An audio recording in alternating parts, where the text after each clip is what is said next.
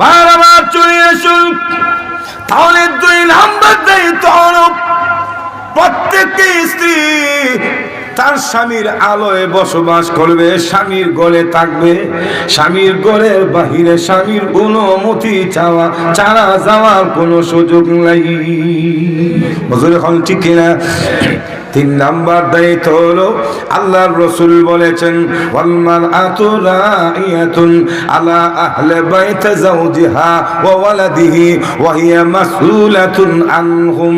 আল্লাহর নবী বলেন 3 নাম্বার দায়িত্ব হলো স্ত্রীদের উপরে স্বামীর ধন সম্পদ এবং সম্পদের দেখাশোনা স্ত্রীরা করতে হবে।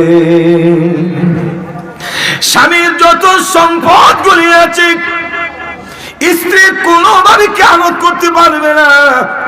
স্বামীর অনুমতি ছাড়া বাবার বাড়ি তো দেওয়া যাবে না। বুঝলে এখন ঠিক কিনা? কিন্তু আমাদের সমাজ ব্যবস্থাটা এমন, স্বামী বছরের পর বছর বিদেশের বাড়িতে থাকে, নৌজোয়ান বুড়া হয়ে টাকা ইনকাম করে করে বউয়ের অ্যাকাউন্টে পাঠায়, আর বউরা স্বামীর ওই সম্পদের হেফাজত না করে বিভিন্ন জায়গায় নোংরা কাজে জড়িত হয়ে টাকা নষ্ট করে। আবার এমনও নারী আছে স্বামীর টাকা দিয়া বাবার বাড়ি গরু বাছুর কিনে বাবা এবং তার পরিবারের নাম করে। টাকাটা কিন্তু জামাই এটা গরু বাছুর বানায় আর স্বামীরে বুঝা এটা তার ছেলের নানা নানি হাদিয়া দিছে। মজুর এখন আছে না নাই? আল্লাহ নবী বলেন 3 নম্বর দায়িত্ব স্ত্রীদের উপরে স্বামীর সম্পদের হেফাজত করবে। কোনোভাবে স্বামীর সম্পদ নষ্ট করা যাবে না। সম্পদকে হেফাজত করে দেখাশোনা করে রাখতে হবে, অপচয় করতে পারবে না। যেরকম ঠিক কিনা? এমনকি স্বামীর অনুমতি ছাড়া কাঁচা মরিচ ধনিয়া পাতাও নিজের বাবার বাড়িতে দিতে পারবে না। যেরকম ঠিক কিনা? কাঁচামরিচ ধনিয়া পাতাও স্বামীর অনুমতি ছাড়া স্বামীর ঘর থেকে বাবার বাড়িতে দিতে পারবে। মজুর এখন ঠিক না?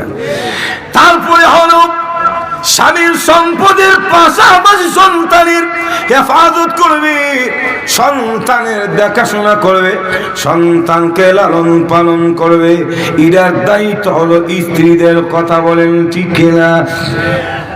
কিন্তু আমাদের সমাজে আধুনিক কিছু ম্যাডাম আছে এমন, দেখবেন তো 2 বছর যেই সন্তান তার মায়ের বুকে দুধ পাওয়া তার অধিকার। আমাদের সমাজে কিছু আধুনিক ম্যাডাম আছে নিজের বডি ফিটনেস ঠিক রাখার জন্য স্বামীর সন্তানকে নিজের বুকে দুধ খাওয়াইতে রাজি না। বুঝুর এখন আছে না নাই? সৌন্দর্য নষ্ট হয়ে যাবে, ফিগার নষ্ট হয়ে যাবে। আয় হায়, এই তোমার বুকের দুধটা এটা সন্তানের খাদ্য, আল্লাহ রাব্বুল আলামিন রিজার্ভ করে এখানে রেখেছেন, এটা তার হক নষ্ট করতেছো। যখন ঠিকটা ঠিক না? কোনোভাবে কোনো স্ত্রী তার সন্তানকে, নিজের জন্ম দেওয়া সন্তানকে দুধ পান করা থেকে বঞ্চিত করতে পারে না। এটা হারাম, এবং হারাম কথা বলেন ঠিক কিনা? আবার দেখবেন তো আমাদের সমাজ এমন নোংরা হয়েছে, মা সন্তানের লালন পালন করার দায়িত্ব আদায় না করে বেশি বেশি করে মোবাইল টিপে, মজুর এখন ঠিক না, গেমস খেলে, স্টার জলসা জি বাংলা দেখে, সিরিয়াল দেখে, বাচ্চাকে সময় মতো খাবার দিতে চায় না, গোসল করাইতে চায় না, প্রতিষ্ঠানে মহিলা আমাদের সমাজে আছে না নাই? আকুজুরে বলেন, আল্লাহর রাসূল বলেন ওয়াল মারআতু রাইয়াতুন আলা আহলি বাইতি যাওজিহা ওয়া ওয়ালাদিহি। 3 নাম্বার দায়িত্ব প্রত্যেকটা স্ত্রী তার স্বামীর সম্পদের যেমন দেখাশোনা করবে, হেফাজত করে রাখবে, ঠিক তেমনি ভাবে স্বামীর সন্তানের দেখাশোনা লালন পালন করতে হবে। এটা তার নৈতিক দায়িত্ব। মজুর এখন ঠিক কিনা? কিছুদিন আগে দেখেছি সন্তান মায়ের কাছেও নিরাপদ না। কেমন করি ঈদের মৌসুমে প্রচন্ড গরমে মা মার্কেটের জন্য পাগল হয়ে গেছে। মার্কেটে মধ্যে বেঁধে যে মার্কেট করতেছে বাদ্যানির মতো। বাদ্যানিরা দেখবেন তো কাপড় দিয়ে সন্তানকে পিঠে রাখে, বুঝে রাখুন না। মহিলা যে মার্কেটে ঢুকছে এই প্রচন্ড গরম আর তাপের কারণে এদিক দিয়ে সন্তান মরে গেছে, ম্যাডামের খবরই নেই, বুঝে রাখুন ঠিক না? আপনারা নিউজটা পড়েন নাই? তাহলে এখানে লক্ষ্য করে দেখুন, যেখানে স্ত্রীর দায়িত্ব সন্তানকে দেখাশোনা করে, যে মা মার্কেট প্রেমী বিলাসিতা প্রেমী হয়ে নিজের জন্ম দেওয়া সন্তানকে মেরে ফেললো, স্বামীর সন্তানকে মেরে ফেললো, কিয়ামতের ময়দানে ওই মা আল্লাহর আদালতে আসামির কাঠ গলায় দাঁড়াতে হবে। কারণ স্ত্রীর দায়িত্ব 3 নম্বরটা হলো সম্পদ এবং সন্তানের দেখাশোনা করা, লালন পালন করা, এটা তার দায়িত্ব। আর এই দায়িত্ব পালন করে বিদায় স্বামী মাথার গাম ফাতায় ফেলে বাহিরে গিয়ে রিক্সা চালিয়ে, গাড়ি চালিয়ে, অফিস আদালতে গিয়ে তার চাহিদা পুরা করে বাহিরে থেকে। আর এই কারণেই তো স্ত্রী তার সম্পদ এবং সন্তানের দেখাশোনা করবে। কিন্তু এই আধুনিক প্রেমী কিছু ম্যাডাম আছে, মার্কেটে বিভিন্ন জায়গায় গিয়ে মোবাইল টিপে সন্তানের উপরে যে স্ত্রীর যে দায়িত্ব, মার যে দায়িত্ব, সেই দায়িত্বটুকু পালন করে না। তাদের সেবা লালন পালন করার ক্ষেত্রে জঘন্যতম অপরাধ এবং অন্যায় করে বসে কথা বলেন ঠিক কিনা? 4 নম্বর দায়িত্ব, প্রত্যেক স্ত্রী তার স্বামীকে সম্মান দিতে হবে। স্বামীকে বেইজ্জতি করতে পারবে না, অসঙ্গতি কোনো শব্দ চয়ন করা যাবে না। কিন্তু আমাদের সমাজে এমন কিছু রাবিশ খুবিশ মহিলা আছে, স্বামীকে যথাযথভাবে সম্মানজনক শব্দ চয়ন করে না। একটু কিচ্ছু হইলি রাগা গেলে তুই তুহার মা বাপ তুই লাগানি মারে, মজুর এখন ঠিক কিনা? মজুর এখন আছে না নাই? আবার তো দেখবেন তো রাগের মাথায় তুই তো আল্লাহ, শুধু ব্যবহার তো খারাপ করি। অনেক সময় দেখবেন তো জিদ্দের মাথায় অন্যায় ভাবে স্বামীর কাছ থেকে তালাকও কামনা করে। জোরে এখন আছে না নাই? তোর করে খাইতাম না, তোর সংসার করতাম না, ভাল লাগে না, সাইলা দে, তালাক দে, মজুর এখন ঠিক কিনা? মহিলা যদি অন্যায় ভাবে তালাক প্রার্থনা করি, আইয়ুমা ইমরাতিন সাআলাত যাওজাহা তালিকান, আল্লাহর রাসূল বলেন ফি গায়রি মা বাসিন ফারামুন আলাইহা রাইহাতাল জান্নাহ। নাউযুবিল্লাহ। যখন আল্লাহর রাসূল বলেন কোন মহিলা যদি এমনিতে স্বামীর কাছ থেকে তালাক চায়, রাসূল বলেছেন দোষ নাই, অন্যায় নাই, এরপর কথায় কথায় জামার কাছ থেকে তালাক, মহিলাদের জন্য আল্লাহর জান্নাত হারাম হয়ে যাবে। আসলে কিছু মহিলা দেখবেন তো রাগ উঠলে 14 গোষ্ঠীর বকাবে, আর কেতা বলিস দুর্বার তোর সংসার কথা না, একুলি ডিভোর্স দিতে হবে। মজুর এখন ঠিক কিনা? রাসূল কি বলছেন? অন্যায় ছাড়া, দোষ ছাড়া, গ্রহণযোগ্য কারণ ছাড়া জামাই যদি তোমার জুলুম করে, অন্যায় ভাবে মারে, খানা পিনা দেয় না, ভরণ পোষণের ব্যবস্থা করে না, এটা ভিন্ন কথা। কিন্তু এমনিতে ছোটখাটো বিষয় অন্যায় ভাবে যদি তুমি নিজে তালাক চাও, আল্লাহ রাসূল বলেন এবং তালাক যে মহিলারা চাবে এমন স্ত্রীর জন্য আল্লাহ জান্নাতের গ্রাম হারাম হয়ে যাবে। তোমার আবার চলে আসুন চতুর্থ নম্বর দায়িত্ব, প্রত্যেকটি স্ত্রী স্বামীকে সম্মান দিতে হবে, সম্মানের সঙ্গে কথা বলতে হবে। অন্যায় ভাবে স্বামীকে গালি দিতে পারবে না, স্বামীর বদনামি করতে পারবে না, কুরুচিপূর্ণ কোনো শব্দ চয়ন করা যাবে না, যেরকম ঠিক না, স্বামীর নাফরমানি করা যাবে না। আল্লাহর রাসূল বিশ্বনবী রাহমাতুল লিল আলামিন একদিন ঈদগাহ মাঠে নামাজে যাওয়ার পথে মহিলাদেরকে দেখে রাসূল বলেন, হে মহিলারা তাসাদদাকনা, তোমরা বেশি বেশি করে সদকা করো। এমনি মহিলা বলে হুজুর বেশি বেশি করে কেন আমরা সদকা করব? রাসূল বলেন আমি দেখেছি মেরাজের রজনীতে জাহান্নামীর ভিতরে সবচেয়ে বেশি জাহান্নামীর সংখ্যা হলো মহিলাদের সংখ্যা। মহিলারা বলে ইয়া রাসূলুল্লাহ জাহান্নামের ভিতরে কোন কারণে বেশি বেশি মহিলা? আল্লাহ রাসূল বলেন দুইটা কারণ মহিলাদের মধ্যে দুইটা বিদোষ বেশি পাওয়া যায়। এক নম্বর হলো তুকসিরনাল নানা ওয়া তাকফুরনাল আশিরা। মহিলাদের বিশেষ করে দেখবেন তো স্বভাবগত অভ্যাস, কথায় কথায় দেখবেন তো স্বামীর নাশুক্রিয়া করে এবং স্বামীকে বিভিন্ন ভাষায় মুখ খারাপ করে গালিগালাজ করে। বুঝলে ভালো ঠিক কিনা? তুকসিরনাল নানা ওয়া তাকফুরনাল আশিরা লানত দেয় কি চইলে দেখবেন তো স্বামীরা লানত দেয়, তর্ক হলে টাটা হলো তুই মরে যা তোর সংসার করতাম না। মজুরে কোন ঠিক কিনা? এটা মহিলাদের স্বভাবগত অভ্যাস। দুই নাম্বার কারণ আল্লাহর রাসূল বলেন মহিলারা স্বামীর নাশুক্রিয়া করে বেশি। দেখবেন তো সারা বছর আপনি ঈদ চাঁদের মধ্যে অথবা তার চাহিদা মতো তার যতগুলি চাহিদা ছিল সব পুরা করেছেন, কোন ঈদের মধ্যে যদি আপনি কোনো কারণে তার চাহিদা মতো একটা 3 পিস দিতে না পারেন তাহলে দেখবেন আপনার বিরুদ্ধে এমন বদনামি করবে, নাশুক্রিয়া করবে, মনে হবে যেন জিন্দিগিতে কাফরই দিচ্ছেন না। নজর এখন ঠিক না? একদিনের মধ্যে যদি মনে করেন পছন্দ মতো কাপড় না দেন তো দেখবেন তো বলবো তোমার ঘরে আয়া মন মতো। এজন্য নবীজি বলেন দুই কারণে জাহান্নামের ভিতরে মহিলা বেশি।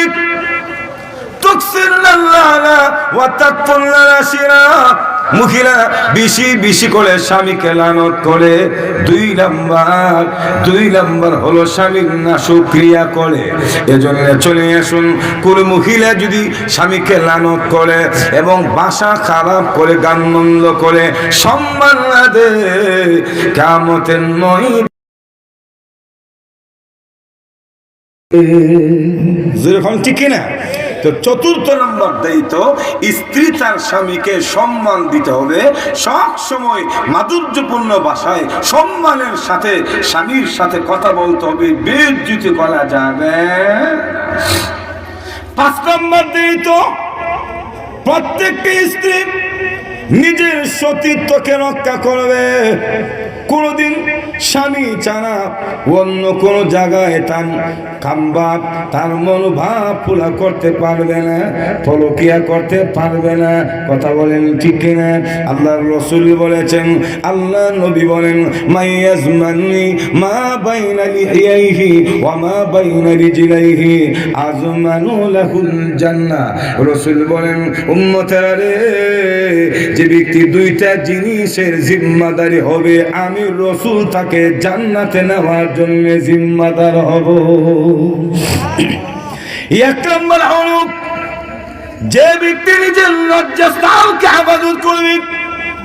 2 নম্বর জবানকে যেই ব্যক্তি হেফাজত করবে, জবান দ্বারা মিথ্যা কথা বলবে না, চুগলখড়ি করবে না, গীবত করবে না, শাকাত করবে না এবং নিজের লজ্জাস্থান বৈধ ছাড়া অবৈধভাবে কোনোদিন লজ্জাস্থান প্রয়োগ করবে না। এই দুইটার গ্যারান্টি যে ব্যক্তি দিতে পারবে রাসূল বলেন আমি তাকে জান্নাতে নেওয়ার গ্যারান্টি দিলাম। সুবহানাল্লাহ। তো ভাইরা লক্ষ্য করে দেখুন, বলছিলাম 5 নম্বর দায়িত্ব প্রত্যেকটি স্ত্রী নিজের স্বামীর জন্য নিজের যৌবন এবং লজ্জাস্থান নিজের সতীত্বকে রক্ষা করতে হবে। কথা বলেন ঠিক কিনা? কিন্তু আমাদের সমাজে অনেক সময় দেখা যায় কিছু মহিলা এমন আছে শয়তানের প্ররোচনায় পড়ে ডানে বামে হাঁটতে থাকে। যখন আসে না নাই স্বামী ছাড়া যতই ভালোবাসা, যতই সৌহার্দ্যপূর্ণ ব্যবহার, সম্পর্ক মিষ্টি কথা বলুক না কেন, এটা হলো স্বার্থবাদ এবং বসন্তের কোকিল। কথা বলেন ঠিক কিনা? স্বামী স্ত্রীর যে সম্পর্ক এর চেয়ে আপন ঘনিষ্ঠ আর কোনো সম্পর্ক হতে পারে না। পরকীয়ার জের ধরে অবৈধ রিলেশন করে যারা অন্যায় প্রতিগুলা পেরা করে, এই সম্পর্কটা হলো একটা স্বার্থবাদের আসে না। কথা বলে ঠিক কিনা? একটা ঘটনা বলে, স্বামী আর স্ত্রী দুইজনে মিলে গেছে তো চিড়িয়াখানায় জামাই বউ যাওয়ার পরে গিয়ে দেখে একটা বানর আর একটা বানরনি একটা আরেকটারে খুব আদর যত্ন করতেছে, ভালোবাসা দিতেছে, প্রেম বিনোদন করে। আর আরেকটা খাঁচার মধ্যে একটা বাঘ আরেকদিকে বাঘিনী শুয়ে আছে। এমনি বউ তার জামাই রেখো, দেখছো বানর আর বানুনির মধ্যে কি প্রেম, কি মহাব্বত, কি ভালোবাসা, একটা আরেকটারে কি আদর করে। আর বাঘ আর বাঘিনী এদের মধ্যে কোনো ভালোবাসা নাই। যা বানর আর বানুনি একসাথে বসে আদর যত্ন ভালোবাসা প্রেম বিনোদন, আর বাঘ আর বাঘিনী দুই দিকে এর মধ্যে কোনো ভালোবাসা নেই। এমনি জামাই তার বউরে যতই মনে করে ওয়াজ করে, এখানে ওয়াজে দরকার না, বাস্তবতা মিলাই বোঝাই, ঠিক বুঝলে এখন ঠিক কিনা? এমনি বলতেছে, শোনো, বউরে বলতেছে, তুমি বলতেছো বানর আর বাননির মধ্যে সম্পর্ক বেশি, মহব্বত বেশি, আর বাঘ আর বাঘিনীর মধ্যে মহব্বত নাই, এটা দুই দিকে শুয়ে রয়েছে। আমি বলবো বাঘ আর বাঘিনী দুই দিকে থাকতে পারে, কিন্তু এদের মধ্যে মহব্বত আর টান বেশি, কোন এটা আমি মানি না। এমনি তার জামাই তার বউরে বলে, তাহলে একটা মাটির চাকা লো। কিসের চাকা? মাটির চাকা, একটা কংক্রিট হাতে না নিয়ে এই বানুনির একটা ডিল দাও। যখন মাটির চাক্কা নিয়ে বানুনির একটা ডিল দিছে, ডিলটা দিতে দিয়েছে বানর বানুনির তয়া এক লাভ দিয়ে গাছ উঠছে। জোরে কম করেছে। ঠিক আছে, এখন ওই বাঘিনীরে দেয়। যেই মাত্র মনে করেন মাটির চাক্কা নিয়ে বাঘিনীর একটা ডিল দিছে, এমনি বাঘ আসেন দূরে এমনি লাগা দিয়ে হাত গা কেটে শুরু করছে। জামাই আর বউ জুতা মুজেতে দূরে। তখন জামাই তার বউলে বুঝে, শোনো, বানর আর বাননির মধ্যে যে মহাব্বতটা দেখছো, ভালোবাসাটা দেখছো, এটা হইল সাময়িক, ইরার মহাব্বতটা স্থায়ী না। আর বাঘ আর বাঘিনী দূরে থাকতে পারে, কিন্তু ইরার মহাব্বতটা স্থায়ী। এজন্য বিপদের সংকেত বাজার সাথে সাথে বাঘিনীরা যখন আঘাত করছো, লাভ দিয়ে কিন্তু বাঘ তোমার ধরার জন্য চেষ্টা করছে। মজুর এখন ঠিক কিনা? বানর আর বাননির যে সম্পর্ক, এটা সুবিধাবাদের সম্পর্ক, দিল পরকীয়ার সম্পর্কের মতো। কথা বলেন ঠিক কিনা? সুখের দিনে আছে, দুঃখের দিনে নাই। যারা পরকীয়া কুকাম করে জামাই ছাড়া বিবিধ হইলে দেখো ওই বানরের মতো লাভ দিয়ে দেখবো, তো ওই তো দেশান্তর হবে, নতুবা মোবাইল সিমটা বন্ধ করে ঘুমায়া থাকবে। এখন ঠিক না? আর বাঘ দূরে, কিন্তু বাঘিনীর আঘাত করার সাথে সাথে যেমন লাভ মারছে, জামাই যতই দূরে থাকুক, বিদেশ থাকুক, আমেরিকা থাকুক, লন্ডন থাকুক, বরিশাল থাকুক, স্ত্রীর অসুস্থতার কথা শুনলে, বিপদের কথা শুনলে, তখন আর বরিশাল আর লন্ডন থাকে না, পাগল হয়ে যায় চিকিৎসা করে সুস্থ করে তোলার জন্য। কথা বলেন ঠিক কিনা? ঠিক তেমনি ভাবে আমাদের স্বামী স্ত্রীর যে সম্পর্কটা, এটা হলো স্থায়ী সম্পর্ক, মহাব্বতের সম্পর্ক। তাই কোনোদিন কোন স্ত্রীকে স্বামী ছাড়া অন্য জায়গায় ডানে বামে গুলা উচিত না। যদি গুলে, তাহলে তো স্বামীর হক নষ্ট হইল, স্বামীর দায়িত্ব আদায় করলো না। দ্বিতীয়ত ইয়ার কারণে আল্লাহ জাহান্নাম হবে তার ঠিকানা। কথা বলেন ঠিক কিনা? আল্লাহ রাব্বুল আলামিন আমাদের সবাইকে, প্রত্যেকটা স্ত্রীকে তার স্বামীর আনুগত্য এবং যে দায়িত্বের কথা বললাম, এগুলি পালন করার তৌফিক দান করেন। সকলে বলুন আমিন। আরো জোরে বলেন আমিন। অসুস্থ শরীর নিয়ে মোটামুটি 100 ঘন্টার মতোই কথা বললাম। আল্লাহ রাব্বুল আলামিন যেন এই তাফসীরুল কোরআন মাহফিলকে কবুল করে। আমার জন্য আপনারা দোয়া করবেন, আমিও আপনাদের জন্য দোয়া করি। পরিশেষে আপনাদের ধন্যবাদ এবং মাহফিলের উত্তরোত্তর কল্যাণ কামনা করে আজকের মতো আলোচনা এখানে শেষ করলাম। ওমা আলাইনা ইল্লাল বালাগ। আসসালামু আলাইকুম ওয়া রাহমাতুল্লাহি ওয়া বারাকাতুহু। ربنا ظلمنا أنفسنا وإن لم تغفر لنا وترحمنا لنكونن من الخاسرين رب ارحمهما كما ربياني صغيرا রব্বুল আলামিন তামাম জিন্দেগীর গুনাহগুলি স্মরণ করে আয় আল্লাহ তাআলা আলিমুল আমাকে সাদা দাড়িওয়ালা পিতৃতুল্য মুরব্বীদেরকে আমার যুবক ভাইরা সহ পর্দার নিশিন মা বোনদেরকে নিয়ে হাত বানিয়েছি। প্রভু গো মেহেরবানি করে আজকের মোনাজাত তুমি কবুল করে নাও। আল্লাহ আজকের মাহফিলের ব্যবস্থা যারা করেছেন, শোনার জন্য যারা এসেছেন, টাকা পয়সা দিয়ে যারা সহযোগিতা করেছেন, সবাইকে মাফ করে দাও। আল্লাহ আমাদের স্বামী স্ত্রীর মহাব্বত আর ভালোবাসা বাড়ায়া দাও। একে অপরের প্রতি দায়িত্ববান হওয়ার তৌফিক দাও। আল্লাহ এলাকার মাটির নিচে যত মুমিন মুমিনাত শহীদ আছে, মেহেরবানি করে সবাইকে মাফ করে দাও। আয় আল্লাহ আমাদের আত্মীয় স্বজন প্রিয়জন যারা বিদেশের বাড়িতে আছেন, লন্ডন আমেরিকা সহ আল্লাহ বহির বিশ্বে যারা আছেন, সকলের জান মালের নিরাপত্তার ফয়সালা করে দাও। হে প্রভু কিয়ামতের কঠিন ময়দানে আজকের মাহফিলকে আল্লাহ নাজাতের উসিলা বানায়া নিও।